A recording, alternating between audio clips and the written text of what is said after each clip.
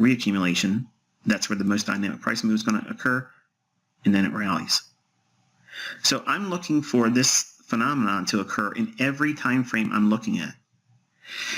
If I can find it, and it fits the narrative of why I think price should be doing what it's doing, and it fits a bias that I feel comfortable with trading with a higher time frame bias behind me, and it's time of day and day of week, and it's maybe even a seasonal tendency, not that you have to have that, but that even helps a lot more, then it gives me the confidence to be able to take the trades. And like, I get a lot of questions still by members from the 2016 group. How do I know to trust the fair value gap? Well, it has to fit this kind of logic here. And if I get a fair value gap in here that overlaps with a old area of distribution, I'm going to trust that fair value gap isn't going to be broken to the downside and just, break lower. If it does, that's okay. I'm paying a stop loss to do its job. Same thing over here. If I see an old area of distribution now becoming an old area of distribution, now reaccumulation, that is an area I'm going to trust because I have the narrative that we're likely to go above these highs. We went down to go up. We showed a shift in market structure. We showed accumulation in here. Now we're in the area where it should reaccumulate. So if there's a fair value gap in here, or institutional order flow entry drill, I'm going to take that trade with the expectation that I don't think it's going to close in the gap and overlap it and go lower, in other words. So I'm trusting it because I have other confluences behind me. So I'm not going into the marketplace with this one of these ideas that I'm teaching you, and that's all there is to it. That's not what I want you to view in my interpretation of price action. I don't want you to make a model out of one thing. Just a fair value gap alone is useless in the hands of a neophyte. So you have to have all these things behind you.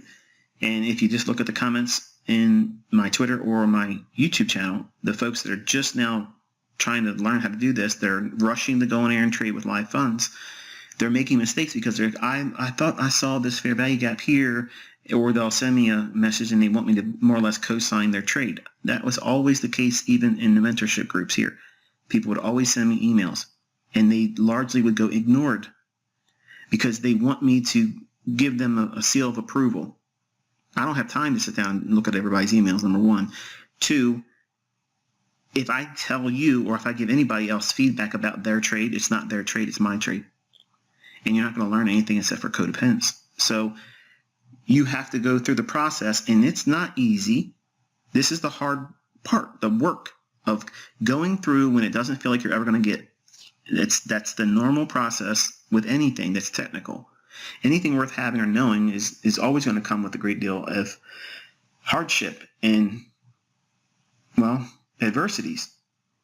But it's worth it, folks. It really is worth it. And times are about to get really, really difficult.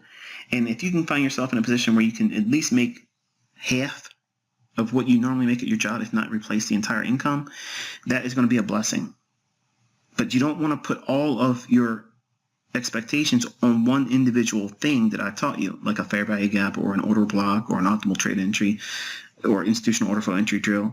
You're hopefully doing the work behind the scenes and looking for this overall price structure here, but focusing on the buy side of the curve when it's a market maker sell model, and it should have gone down to these levels here to go higher anyway. That's narrative.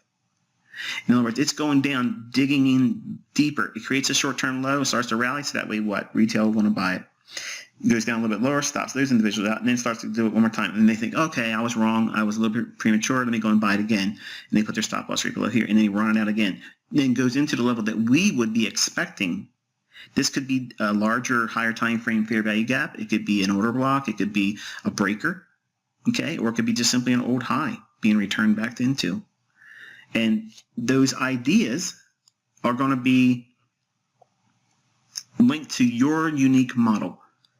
There's, like I said, there's tons and tons of trade ideas and opportunities each month and each week, and several of them intraday. And even though you're all learning these concepts collectively as a community, you're going to be hard-pressed to find, a dozen traders doing the same thing at the same entry price, same stop level, same target, because they're bringing in their individual personality.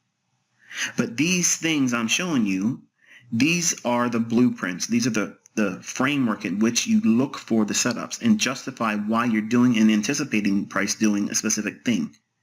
And if it doesn't fit this criteria here, then chances are you probably are doing something that's forced, or it's simply not in the market.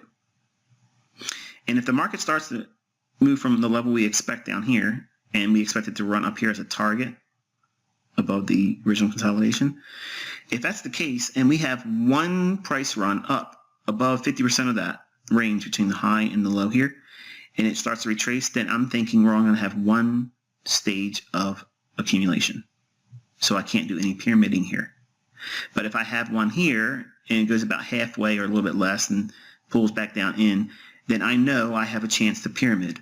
So I can do a long here, say maybe 10 contracts of the S&P. And then I can do 5 here.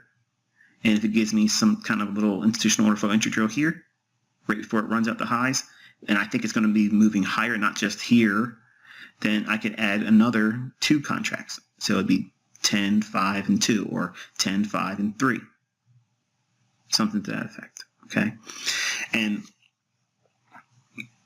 that's pretty much what I'm doing. Like, I'm going through the process of looking for this structure in price that meets and agrees with the narrative I'm expecting for price for that particular session or that particular day or that particular week, okay? Because these profiles, these market maker buy models and sell models, they're not limited to any one particular time frame. But the logic behind them, and when you're looking for specific things of accumulation or distribution, they have to meet what I explained, and it's not Wyckoff, okay? It is very specific elements that have to balance themselves out based on which side of the